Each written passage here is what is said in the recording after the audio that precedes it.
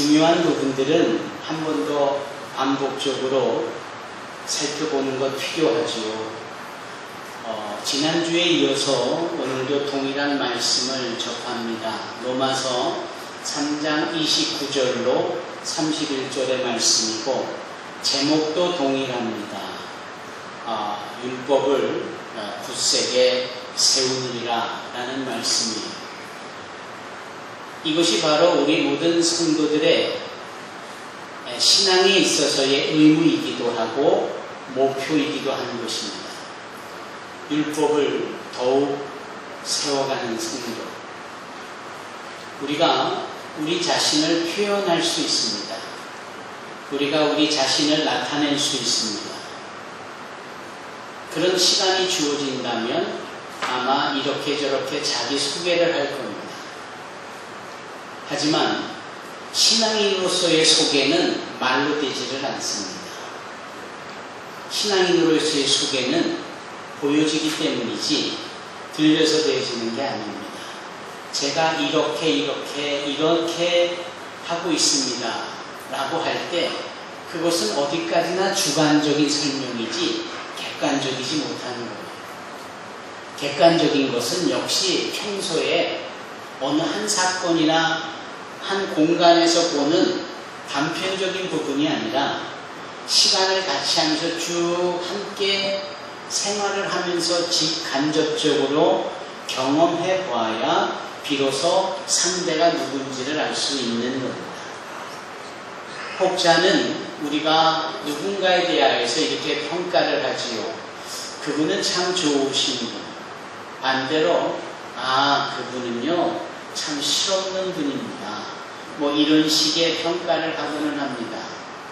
그런데 한 가지 빼트려지는 부분이 있는데 그게 뭐냐면 내가 누군가에 대해서 그렇게 이러쿵저러쿵 왈가왈부하면서 얘기할 수 있고 평가할 수 있고 판단할 수 있다면 거꾸로 사람들도 나에게 그런 평가를 할 수 있다라는 우리가 그거를 놓치거나 그것을 잊을 때가 많습니다. 그래서 나만 누군가에 대해서 이렇게 얘기하고 남들이 우리에게 대해서 얘기하는 것을 잘 용납 못할 때가 많습니다. 그러나 그렇지 않아요. 사람들이 나를 보고요 내가 어떻다 저떻다 하는 평가를 하는 겁니다. 그 평가에 그렇다면 기준은 무엇일까? 나는 이랬다 저랬다라는 말을 듣고 사람들이 나를 평가하는 것일까? 아니잖아요. 그분들이 나의 일거수일투족을 보고 나의 행함을 보고 심지어는 말과 그 행실이 일치가 되고 또는 작지만 큰 일을 할 때와 같이 최선을 다하는 모습이나 또는 사람이 있을 때에 보여준 모습이나 홀로 아무도 안 볼 때의 모습이나 동일한 이러한 부분들을 하나하나 다 보면서 그런 걸 근거해서 평가하는 겁니다. 그래서 말입니다. 신앙생활에 있어서 그것은 말로 표현되어져서 되는 일이 아니라 우리의 행함으로 돼야 된다라는 거예요. 믿으십니까? 야고보 사도가 그것을 강조했습니다. 행함이 없는 믿음은 죽은 믿음이다 라고까지 이야기를 하고 너의 믿음을 보여라. 나는 내 행함으로 내 믿음을 보여주겠다. 이런 말까지 했습니다. 이 행함이 참 중요한 거예요. 그래서 행함으로 내 신앙과 믿음을 보이는 거구나. 자, 무엇을 해야 되는지 알았습니다. 그런데 어떻게 행하는 것이 참 중요하죠. 어떻게 행하느냐. 이 how to의 문제가 참 중요합니다. 무엇을 해야 되는지는 다 알아요. 그런데 어떻게 해야 되느냐는 잘 몰라요. 우리가 신앙인으로서 좋은 평가와 인정을 받아야 된다 다 동의합니다만 어떻게 받아야 할까? 방법은 뭘까? 이게 참 애매모호한 거예요. 그러나 오늘 본문에서 지난주에도 말씀드려서 이미 나누어 잘 알고 있지만 율법을 행하는 것, 좀 더 오늘 본문의 말씀에 분명하게 적용하여서 율법을 더욱 세우느니라 하는 이것이 어떻게 내 행함을 바로 세워가는지에 대한 방법이 되고 제안이 되고 제시가 되는 겁니다. 즉 율법을 따라 행하는 것이야말로 제대로 행하는 것이고 평가받을 수 있는 것이다. 율법하고 별개의 나의 방법으로 행했다. 그 행함은 기준이 될 수 있는 거예요. 그 행했다라는 것은 이 평가 기준이 될 수 없는 스스로 만들어낸 겁니다. 어떻습니까? 제 말에 동의가 되십니까? 하나님께서는 우리로 하여금 이 바른 믿음 생활을 해함에 있어서 그 행하는 방법이 철저히 율법을 준수하고 율법을 지키고 오늘 본문의 말씀처럼 율법을 더욱 세우느니라 이것이라는 방법으로 말씀해 주고 계십니다. 아멘? 아멘. 따라해 보십시다. 율법을 더욱 세우느니라. 사랑하는 성도 여러분, 하나님께서 이스라엘 백성을 애굽에서 인도해 내십니다. 그네들은 애굽에서 인도되어질 때 전형적인 하나님의 은혜로 출애굽을 할 수 있었습니다. 자신들의 공로도 자격도 없는 사람들이었어요. 어떻게 보면 430년 동안 애굽에서 종살이를 하는 그 불행스러운 모습이 다였습니다. 그걸 보시고 안타까워하신 분도 하나님이시고 그걸 보고 도와주시고 구원해 내시겠다라고 계획을 세우신 분도 하나님이시고 그것을 위하여서 10가지 재앙을 내놓으시며 마침내 애굽에서 430년 동안의 종살이를 청산하고 그 430년 동안 그렇게 노동력을 착취당한 일까지도 빠짐없이 애굽으로부터 금은 보화나 아주 특산물과 같은 것, 귀걸이, 금걸이까지도 다 받아 결코 손해보고 나오지 않도록 그분은 철저하게 당신의 백성들을 높여주시며 풍족하게 하시며 애굽에서부터의 종살이를 해결하고 자유케 하시며 구원의 길을 걷게 하셨습니다. 전적으로 하나님의 계획이셨고 하나님의 행하신 일입니다. 그것은 마치 오늘날 우리가 세상 가운데 죄악 속에 신음하며 또 그 죄악에 버무려지듯이 나 또한 죄를 짓는 존재로 살아왔지만 하나님께서 나를 사랑하셔서 나와 같은 자, 아무런 자격도 공로도 없는 자를 택하시오 당신의 의로운 하나님의 자녀로 구원받는 자로 인도하신 것과 같은 동일한 내용입니다. 우리는 이것을 단 두 어조로 되어진 한 단어 은혜라고 말합니다. 이스라엘 백성들의 출애굽이 가능했었던 것은 전적으로 하나님의 은혜였습니다. 이 하나님의 은혜가 있고 난 후에 하나님께서는 그 호렙산에 잠시 머물게 하시며 호렙산은 또 다른 말로 신의 산이죠. 백두산을 중국에서 바라보는 산 이름은 뭡니까? 장백산이라고 하죠. 신의 산인데 하나님의 관점에서 보면 호렙산이라고 해요. 애굽의 관점에서 보면 신의 산이라고 해요. 동일한 산입니다. 이 호렙산에 머물렀을 때 하나님께서 모세를 통하여 무엇을 주시죠? 율법을 주십니다. 하나님께서 당신의 친수로 직접 쓰신 10가지의 율법을 계명을 주십니다. 이것이 십계명입니다. 그래서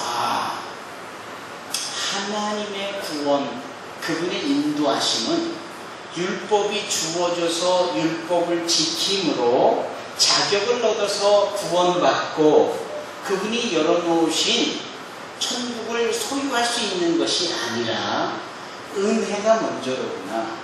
나는 아무런 공로도 자격도 없이 죄 속에 있었지만 그분의 은혜 위에 은혜로라 라는 요한복음 1장의 말씀처럼 그분의 은혜가 나에게 임하고 그 은혜가 우리에게 주어짐으로 우리가 구원을 얻고 하나님의 자녀가 되고 천국을 소유한 자들이 되어졌다라는 것이죠. 그 이후에 하나님께서 호렙산에서 출애굽을 한 이 이스라엘 백성들에게 지켜야 될 계명과 율법을 주셨듯이 우리에게 이제 은혜 가운데 구원받고 의롭다 여김을 받으며 하나님의 자녀가 되어지고 천국을 소망하며 소유함을 산 너희들이 그래서 그 가치 있게 살기 위하여서 그렇게 살고 있는 것을 보여주기 위해서라도 이 율법대로 살아라 라는 겁니다. 그렇기 때문에 은혜가 크면 클수록 이 율법이 더욱더 귀한 것이고 율법대로 살아야 될 이유가 거기에 있는 겁니다.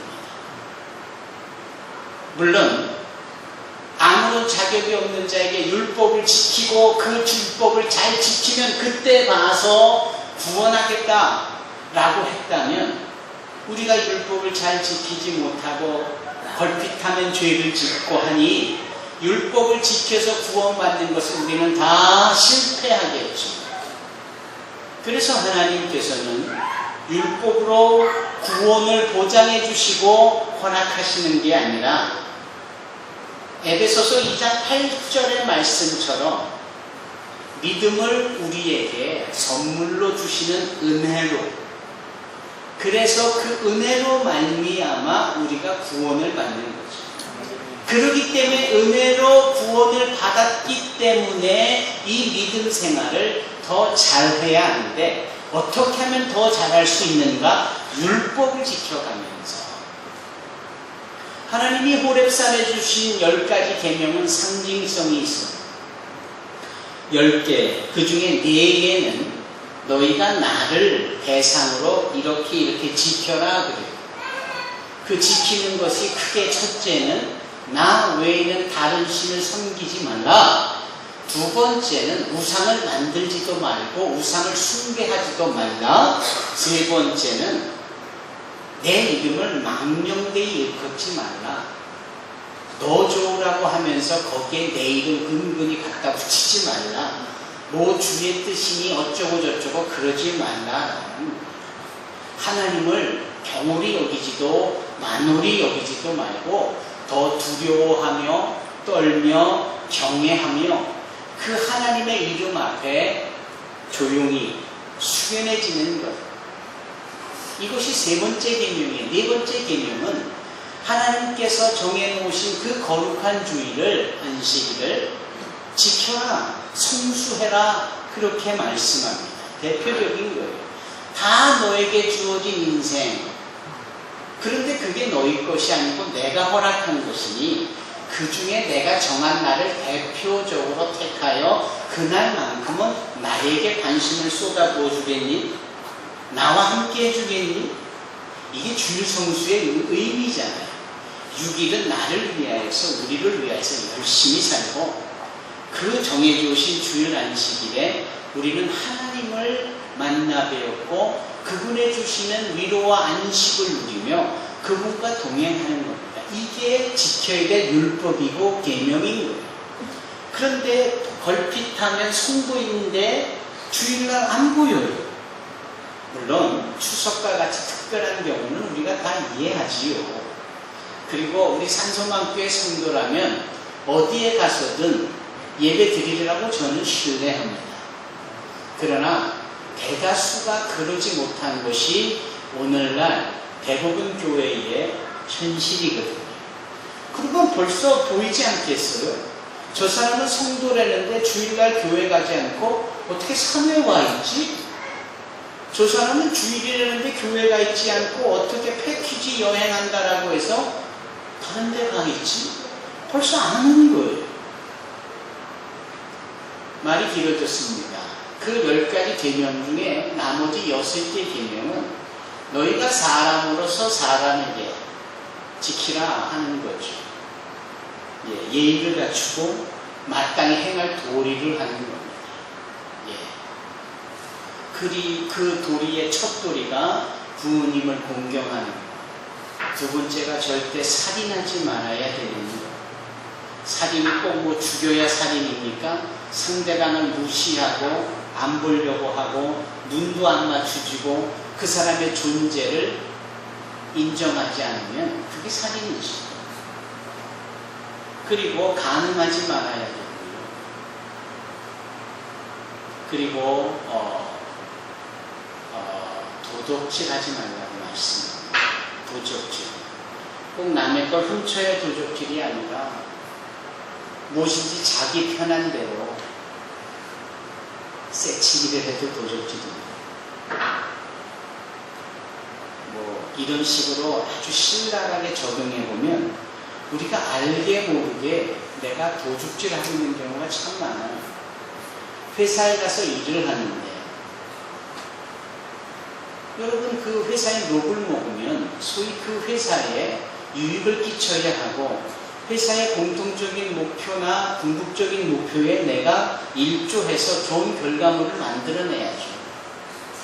그럼에도 회사에서 월급은 받으면서 할 수만 있다면 그 시간을 자유롭게 자기 시간을 위해서 쓴다. 그런 것도 다 도둑질 아닙니까? 자, 거짓말하지 말아라라고 9번째 계명에도 말씀하시고 마지막 10번째 탐욕, 탐심, 욕심내지 말라는 것까지도 말씀을 하고 계세요. 그러고 보니 여기 사람 대 사람끼리 연관되어질 수 있는 계명을 보니까 우리가 자유롭지 못할 만큼 여기저기 얼기설기 우리의 전과가 있어 보입니다. 이 계명대로 산다라는 것은 하나님의 받은 은혜에 감사하여서 그렇게 사는 것을 의미합니다. 여러분 성경을 한번 찾아보실까요? 요한복음입니다. 요한복음 14장 15절 말씀입니다. 요한복음 14장 15절에 예수님께서 성령에 보내주실 것을 약속하시며 이렇게 15절에 말씀하세요. 너희가 나를 사랑하면 나의 계명을 지키리라. 주님의 말씀이. 그런데 주님께서는 여기에서 끝나지 아니하시고 한 번 더 힘주어 말씀하세요. 그게 21절 말씀이세요. 다 같이 읽어볼까요? 나의 계명을 지키는 자라야 나를 사랑하는 자니 나를 사랑하는 자는 내 아버지께 사랑을 받을 것이요 나도 그를 사랑하여 그에게 나를 나타내리라. 이렇게 말씀합니다. 즉 예수를 믿는 믿음, 그 완성을 사랑으로 볼 때에 이 사랑과 하나님의 율법을 지키는 그분의 계명을 지키는 이 행함은 동일한 것으로 본다라는 겁니다. 그래서 주님께서는 요한복음 15장 10절에 또 한 번 이렇게 말씀을 하세요. 다 같이 읽겠습니다. 내가 아버지의 계명을 지켜 그의 사랑 안에 거하는 것 같이 너희도 내 계명을 지키면 내 사랑 안에 거하리라. 이렇게 말씀합니다. 사랑하는 성도 여러분, 오늘 계명을 지키는 것, 율법을 지키는 것이야말로 은혜를 내가 얼마나 받아 누리고 있는지에 대한 기준이 되고 측량할 수 있는 잣대가 되는 겁니다. 그래서 주님의 은혜를 알고 은혜 가운데 살아 행복하다라고 여겨지는 사람들은 그 어떤 것보다도 하나님의 율법과 계명을 그 은혜 규례를 으뜸으로 여기고 우선으로 여기고 그 일을 감당해요. 성경을 더 찾아보십시다. 요한 1서 말씀이에요. 요한 1서 2장 4절을 보실까요? 요한 1서 2장 4절의 말씀에 이렇게 말씀합니다. 다 같이 읽으시지요. 그를 아노라 하고 그의 계명을 지키지 아니하는 자는 거짓말하는 자요 진리가 그 속에 있지 아니하다. 참 깜짝깜짝 놀랄 만한 우리가 주님을 안다라고 하고 주님을 전하려고 하고 주님에 대해서 누군가에게 가르치려고 하는데 계명을 안 지킨다? 거짓말입니다. 거짓말쟁이인 거예요. 그 요한일서 5장을 한 번 더 봐주십시오. 요한일서 5장 3절 말씀을 한 번 더 읽겠습니다. 시작. 하나님을 사랑하는 것은 이것이니 우리가 그의 계명들을 지키는 것이다. 그의 계명들은 무거운 것이 아니라 이 계명을 지켜야 된다는 것이 부담스러우실 법한 이때에 말씀해 주시는 거예요. 친절하게도. 그건 무겁지 않아. 지키기 어려운 것 결코 아니야. 은혜를 느끼기만 하면 그 율법은 더 사랑하게 돼 있고 그 계명대로 더 기쁨으로 이룰 수밖에 없게 되는 거죠. 여러분, 교회가 부담의 장소가 되셔야 되겠습니까? 이 교회가 더 진스러운 곳이 되어야 하겠습니까? 그렇지 않습니다. 만약 그러한 마음이 든다면 주님이 베푸신 은혜에 대하여 우리가 잘못 이해하고 있거나 그 은혜를 100으로 주셨을 때 어쩌면 20 또는 30이라는 숫자밖에 우리가 누리지 못하고 있을 수도 있는 겁니다. 정말 그분의 은혜가 있다면, 그 은혜가 느껴진다면 말씀 공부하는 것도 기다려지게 되고 예배가 기다려지게 되기도 하고 교회에서의 봉사가 기쁨이기도 하고 성도들과의 친교가 더 어떤 세상적인 모임보다도 더 기다려지는 겁니다. 그러므로 저와 여러분들은 은혜 가운데 있는 자들로서 더더욱 율법에 능하고 율법대로 살려고 애쓰는 자들이 되어야 할 것입니다. 그러한 자들이 되기를 주님의 이름으로 축원합니다. 그런데 이 추석과 같은 때에는 참 어렵죠. 이 차례도 차례라는 것이 말이 좋아 차례지 제사인데 이 제사에 대해서 엄격히 구별하는 것은 너는 나 외에 다른 신을 섬기지 말라라는 하나님의 첫 계명 앞에 그릇 행하는 것이기 때문에 참 부담이 되는 거 아니겠어요? 이런 부분들이 실질적으로 우리에게는 어려움이 되어집니다. 그러면 어떻게 해야 할까요? 우리 하나님의 율법을 지켜야 할 것이고 계명을 지켜야 하는데 현실적으로는 그러지 못한 채 강압적으로 요구되어질 때는 어찌하여야 할까요? 그래서 지혜가 필요한 겁니다. 대부분 추석에 있어서 남자들이 버겁고 힘들어하는 부분이 있다면 운전 외에는 없습니다. 지갑이 얇아지는 정도에 대한 부담은 있을 수 있을지 몰라도 대부분 모든 힘든 일, 허드렛 일, 싱크대에서 물 적시며 설거지하고 음식을 만들고 접대하고 하는 이 모든 일들은 다 여성들이 하죠. 여성들이 추석 같은 명절에는 여러 모양으로 부담을 느낍니다. 하지만 더 큰 부담은 바로 지금 직전에 말씀드린 하나님의 계명과 율법을 지켜야 함에도 시부모님의 눈길과 친척 어르신들의 강압 등 여러 가지 일들로 인하여서 신앙인으로서 크리스찬으로서 율법에서 벗어난 일들을 해야 될 수밖에 없는 상황이 더 어려운 일 아닐까요? 그래서 지혜가 필요한 겁니다. 더더욱 그 전에 잘해야 된다라는 이런 현실적인 지혜. 제가 성경에서 말하는 참 지혜 있는 여인을 하나 소개하고자 합니다. 그 지혜 있는 여인은 다름 아닌 모세의 부인이에요. 모세의 부인 이름이 시보라입니다. 어떤 일이 있었느냐 하면은 출애굽기 4장에 하나님께서 애굽으로 모세를 보내시는 거예요.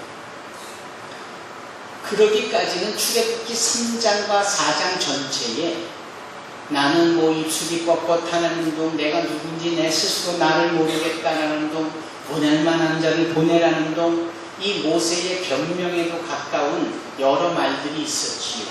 그럴 때마다 주님께서 난 네가 누군지 그것은 중요하지 않아. 중요한 것은 내가 너와 함께하고 있기 때문이야. 그래서 네가 누군지 입이 뻣뻣하고 혀가 둔해서 말을 못해도 내가 너와 함께 있으면은 네가 어디에서든지 나의 일을 할 수 있어 라고 그 모세를 차근차근 이해시켜가며 설득하시는 내용이 출애굽기 3장하고 4장입니다. 마침내 모세가 애굽으로 내려갑니다. 이제 구체적으로 일이 시작되어진 겁니다. 그리고 모세가 하나님께서 명령하신 그 이스라엘 사람들을 애굽에서 인도하려 하는 그 첫걸음을 뛰려고 하는 그때에 느닷없이 하나님께서 길에서 모세를 잡아 붙잡으시더니 죽이시려고 하시는 거예요. 아니 이게 뭡니까?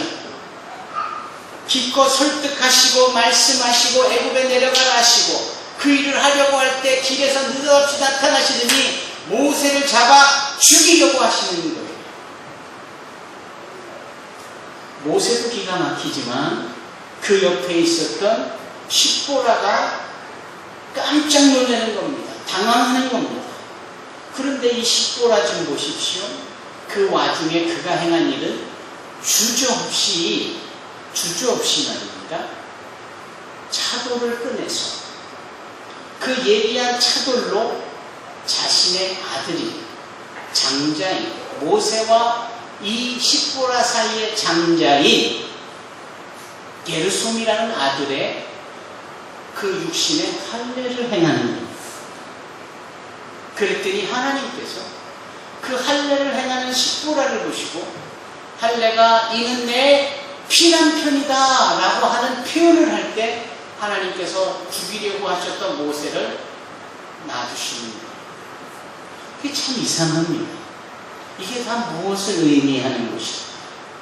사랑하는 성도 여러분, 하나님께서는 얼마나 공평하신 하나님이실 뿐만 아니라 당신이 행하신 말씀을 반드시 지키시는 하나님이신지 그 하나님께서 창세기 17장에 보면 믿음의 조상 아브라함에게 이렇게 말씀합니다. 너와 네 자손들은 내 앞에서 할례를 행할지니라. 나는 네 하나님이 될 것이고 할례를 행하는 너희들 내 자손이 될 것이다. 할례를 언약으로 말씀하셨어요. 하나님께서 이스라엘 백성들을 애굽에서 인도내실 때 그 마지막으로 행하시는 10가지 재앙은 끔찍한 것입니다. 애굽의 왕인 바로의 장자 첫 아들을 죽이시는 것. 바로의 첫 아들뿐만 아니라 애굽에 있는 모든 가정의 첫 아들을 장자를 죽이는 것. 심지어는 애굽에 존재하는 짐승의 첫 새끼까지도 다 죽이는 것. 이것이 장자를 통하여서 하나님께서 이스라엘 백성들을 구원해 내시는 표적입니다. 그런데 정작 그 일을 이루는 앞장서 있는 모세는 자기 자신만 할례를 했을 뿐 자기의 첫 아들 장자인 게르솜에게는 할례를 베풀지 아니하는 겁니다. 하나님께서는 그와 같은 알지도 인식하지도 못하는 것을 다 보고 계시고 알고 계시고 그걸 자격으로 여기십니다. 은혜 가운데 모세가 하나님의 구원자의 반열에 서고 그 일을 행하면도 하나님이 정해신 율법에 행하지 않은 거로 하나님을 죽이시려고 해요. 지혜로운 그의 아내 십보라는 그 순간에 남편을 대신하여 하나님이 왜 그러시는지를 알고 그 일을 취하는 거예요. 마침내 모세가 하나님의 손에 풀려나 애굽으로 보내죠. 이 놀라운 구원의 역사를 이룹니다. 구원이라는 큰 은혜를 이루면서 자그마한 정해진 규례, 언약까지도 소홀하게 여기시지 않으시는 하나님 앞에 모세는 아니 그의 아내 십보라는 이것을 행하는 거예요. 남편을 대신하여 시부모를 모시거나 추석이라는 명절에 오가면서 많은 일을 감당해야 될 여자 성도 여러분, 며느리로서 힘들고 딸로서 힘들지만 무엇보다도 하나님의 정해진 율법은 눈꼽만치도 흔들리어 허용하거나 포기해서는 안 됩니다.